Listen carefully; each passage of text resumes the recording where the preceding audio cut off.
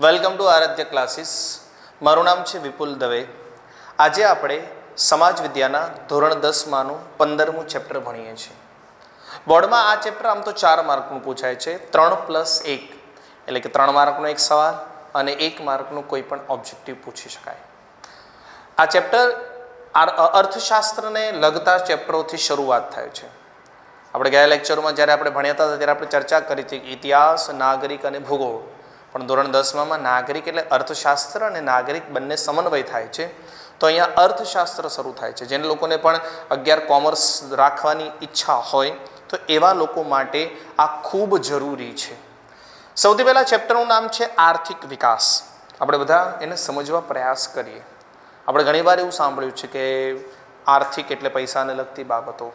આર્થિક ઘણીવારની સમાજને હોય ને સામાજિક કહેવાય, ધર્મ માટે હોય ને ધાર્મિક કહેવાય, અને અર્થ માટે હોય ને આર્થિક કહેવાય, અને વિકાસ એટલે વધવું.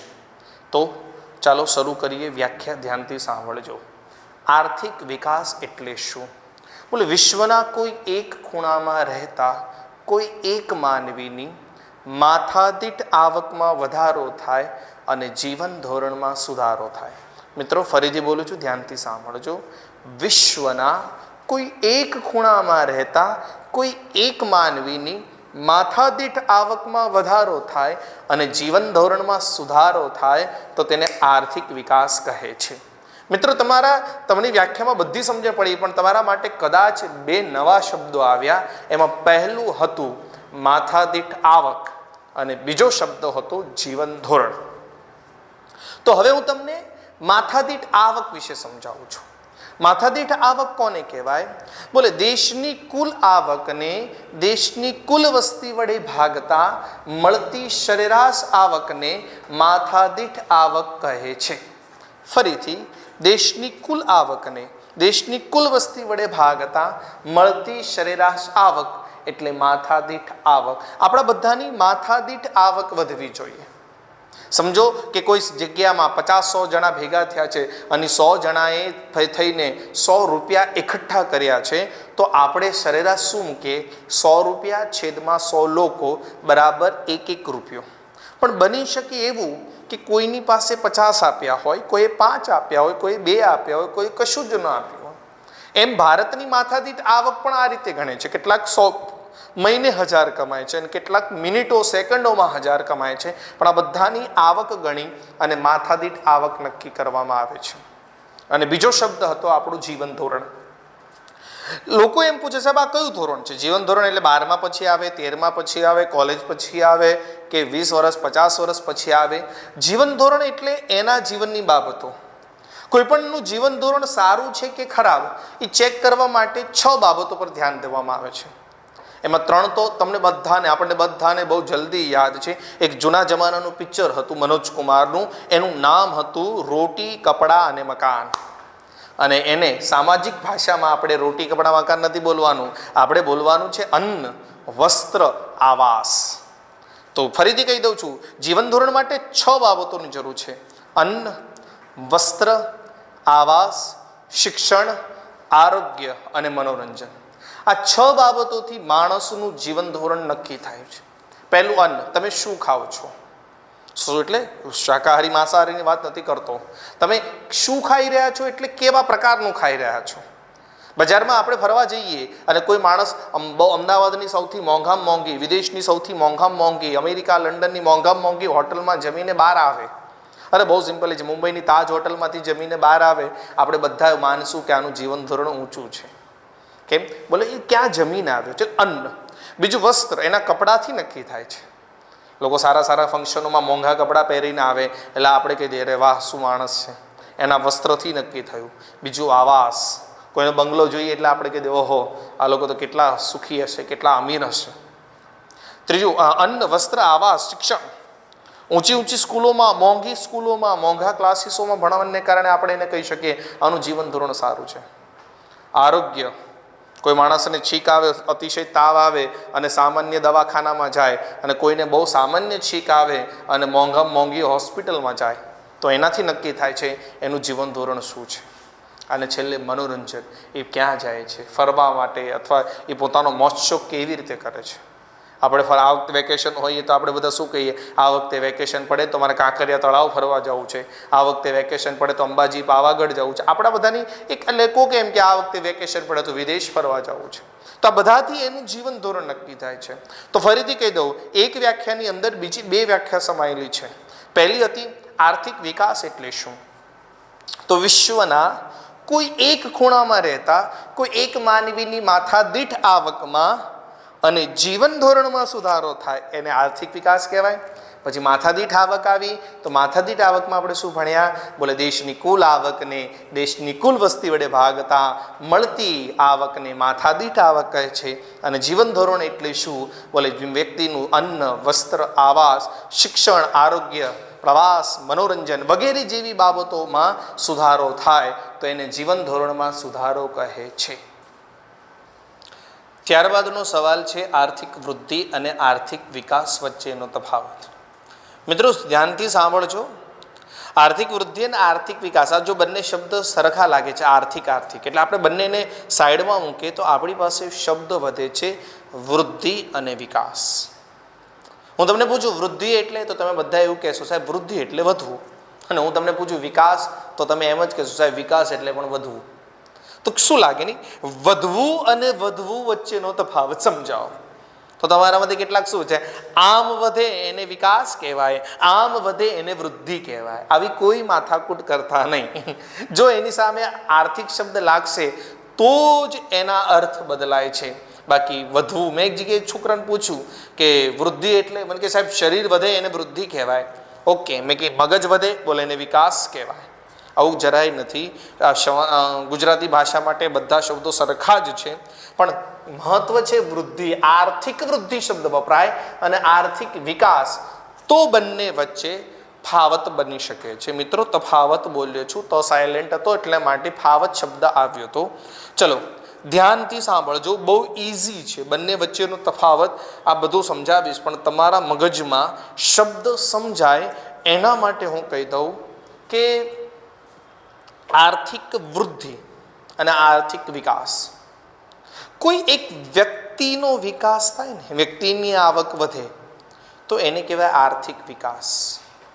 અને દેશનો, સમુદાયની આવક વધે તો એને કહેવાય આર્થિક વૃદ્ધિ.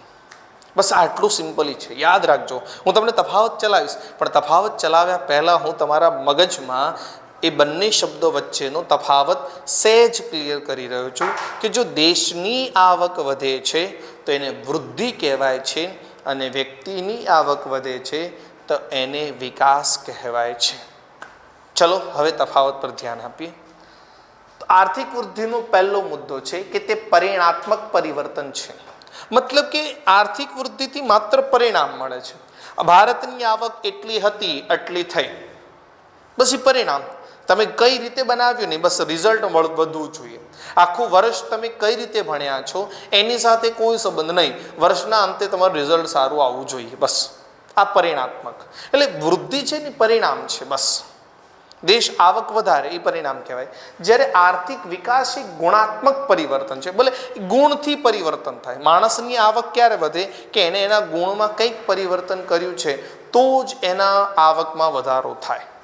તો આર્થિક વિકાસ માટે જરૂર, તો આર્થિક વિકાસ એ ગુણાત્મક પરિવર્તન છે. તમારા ગુણમાં કંઈક પરિવર્તન આવે તો જ તમારો આર્થિક વિકાસ થાય છે. એટલે એકમાં પરિણાત્મક પરિવર્તન જોવા મળે છે, એકમાં ગુણ. માણસનો ગુણમાં માણસનો સ્વભાવ બદલાય, માણસ ગુસ્સામાંથી શાંત બને, શાંતમાંથી ગુસ્સો, એટલે કંઈક એનામાં આર્થિક વિકાસ થાય છે. બીજું છે આર્થિક વૃદ્ધિ માત્ર ઉત્પાદન પર જ આધાર રાખે છે. સરકાર પોતાની આવક વધારવા માટેના પ્રયાસોમાં એ કરે છે કે તમારી પાસે વસ્તુનું ઉત્પાદન વધ્યું એટલે ટેક્સ આપો.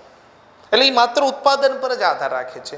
દેશમાં આટલા કરોડ વસ્તુ ઉત્પાદન થયું, બસ આર્થિક વૃદ્ધિ આના પર નિર્ભર કરે છે. આનાથી દેશની આવક વધી ગઈ. સમજો હીરો સાયકલ અથવા કોઈ પણ કંપની પોતાની પ્રોડક્ટ બનાવે તો એને સરકારને પ્રોડક્શન ટેક્સ દેવું પડે, મતલબ વસ્તુનું નિર્માણ ટેક્સ દેવો પડે.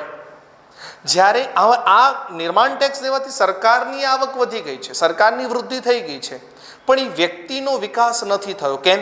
બોલે જ્યાં સુધી વેચાણ પર રાખેલી બાબતો સાથે જ્યાં સુધી એ વસ્તુ વેચાશે નહીં ત્યાં સુધી એનો વિકાસ નહીં થાય. એટલે કે વેચાણ પર આધાર રાખે છે.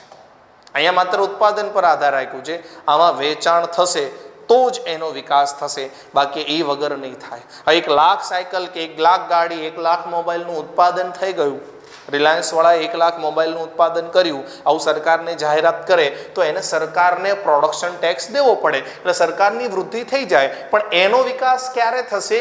જ્યારે એ 1 લાખ ફોન વેચાશે ત્યારે એનો વિકાસ થશે.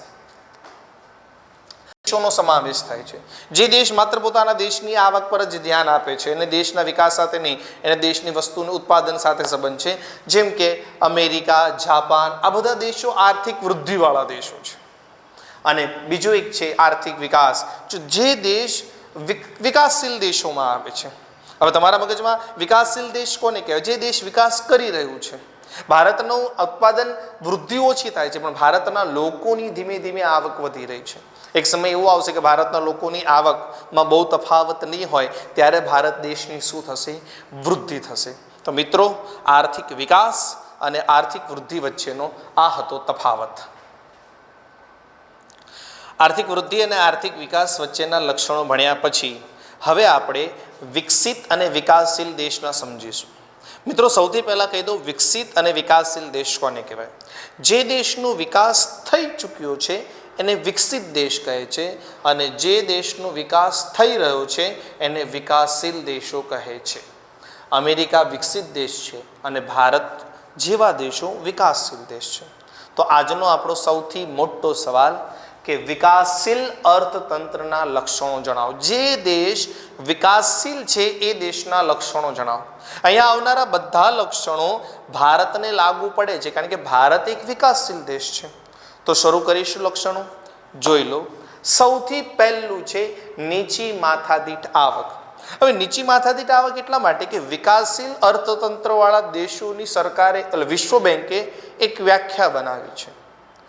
2005માં વિશ્વ બેંક દ્વારા એક એવો અહેવાલ બહાર પાડવામાં આવ્યો કે જે દેશની માથાદીઠ આવક $735 કરતાં ઓછી હોય એ જ દેશને વિકાસશીલ અર્થતંત્રવાળા દેશ કહેવાના. મતલબ કે જે દેશની માથાદીઠ આવક $735 કરતાં ઓછી હશે એને આપણે શું કહેશું?